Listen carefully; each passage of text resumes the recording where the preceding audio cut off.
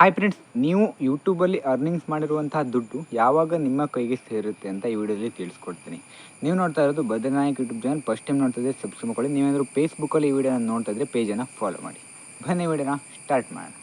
Friends, ಈಗ ನಿಮ್ಮ YouTube ಚಾನಲಲ್ಲಿ ನೀವೇನಾದರೂ ಅರ್ನಿಂಗ್ಸನ್ನು ಮಾಡಬೇಕು ಅಂತಂದರೆ 4000 ಅವರ್ಸ್ ವಾಚ್ ಟೈಮ್ ಹಾಗೆ 1000 ಸಬ್ಸ್ಕ್ರೈಬರ್ಸನ್ನು ಕಂಪ್ಲೀಟ್ ಮಾಡಿದ ಮೇಲೆ, ನೀವು ಮಾನಿಟೈಸೇಷನ್ಗೆ ಅಪ್ಲೈ ಮಾಡಿದ ಮೇಲೆ, ಮಾನಿಟೈಸೇಷನ್ನ ಅನೇಬಲ್ ಮಾಡಿದ ಮೇಲೆ ನೀವು ಅಮೌಂಟನ್ನು ಅರ್ನಿಂಗ್ಸನ್ನು ಮಾಡ್ಬೋದು. ಫ್ರೆಂಡ್, ಕೆಲವೊಂದಿಷ್ಟು ರೂಲ್ಸ್ ಪ್ರಕಾರ ನೀವು 500 ಸಬ್ಸ್ಕ್ರೈಬರ್ಸ್ ಇದ್ದರೂ ಕೂಡ ಅರ್ನಿಂಗ್ಸನ್ನು ಮಾಡ್ಬೋದು. ಅದು ಜಾಸ್ತಿ ಅರ್ನಿಂಗ್ಸ್ ಆಗಲ್ಲ. ಆದ್ದರಿಂದ ನಿಮ್ಮದು 4000 hours watch time 1000 subscribers complete ಆಗೋವರೆಗೂ ನಿಮಗೆ ಪೇಮೆಂಟ್ ಆಗೋದು ಸ್ವಲ್ಪ ಕಷ್ಟ ಇರುತ್ತೆ.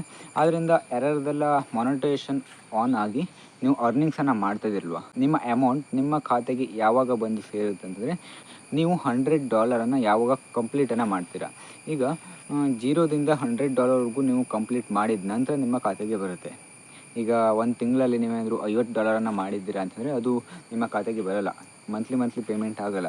ನಿಮಗೆ ಮಂತ್ಲಿ ಪೇಮೆಂಟ್ ಆಗಬೇಕು ಅಂತಂದರೆ ಮಂತ್ಲಿ ನೀವು $100 ಕಂಪ್ಲೀಟ್ ಮಾಡಬೇಕಾಗುತ್ತೆ. $100 ನಿಮಗೆ ಯಾವಾಗ ಕಂಪ್ಲೀಟ್ ಆಗಬೇಕು ಅಂತಂದರೆ, ನೀವು ಜುಲೈದಲ್ಲಿ ಪೇಮೆಂಟನ್ನು ಪಡಿಬೇಕು ಅಂತಂದರೆ ಜುಲೈ 12 ಒಳಗಡೆ $100 ನೀವು ಕಂಪ್ಲೀಟನ್ನು ಮಾಡಿರಬೇಕಾಗುತ್ತೆ.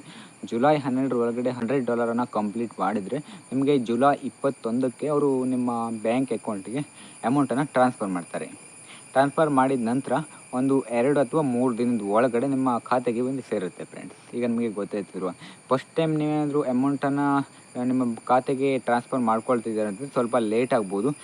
21ಕ್ಕೆ ಅವರು ಹಾಕಿರೋದು ನಮಗೆ 26ನೇ ತಾರೀಕು ಕೂಡ ಬರ್ಬೋದು. ಫ್ರೆಂಡ್ಸ್, ಅವರು ಹೇಳ್ತಿರುವಂಥ ರೂಲ್ಸ್ ಪ್ರಕಾರ 21ನೇ ತಾರೀಕಿಗೆ ಅವರು ಅಮೌಂಟನ್ನು ನಿಮಗೆ ಟ್ರಾನ್ಸ್ಫರ್ ಮಾಡ್ತಾರೆ. ಗೂಗಲ್ ಆ್ಯಡ್ಸೆನ್ಸ್ನವರು, ಯೂಟ್ಯೂಬ್ ಅವರು ನಿಮಗೆ ಅಮೌಂಟನ್ನು ಹಾಕೋಲ್ಲ, ಗೂಗಲ್ ಆ್ಯಡ್ಸೆನ್ಸ್ನವರೇ ಹಾಕೋದು.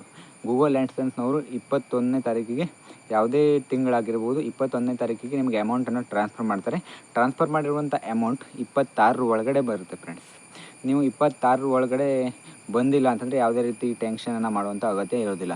ಈಗ ನಿಮಗೆ ಗೊತ್ತೈತಲ್ವ ಯಾವಾಗ ನಿಮ್ಮ ಕೈಗೆ ಅಮೌಂಟ್ ಬಂದು ಸೇರುತ್ತೆ ಅಂತ.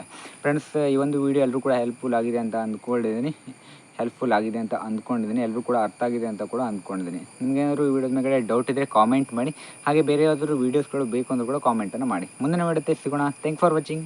ಬಾಯ್.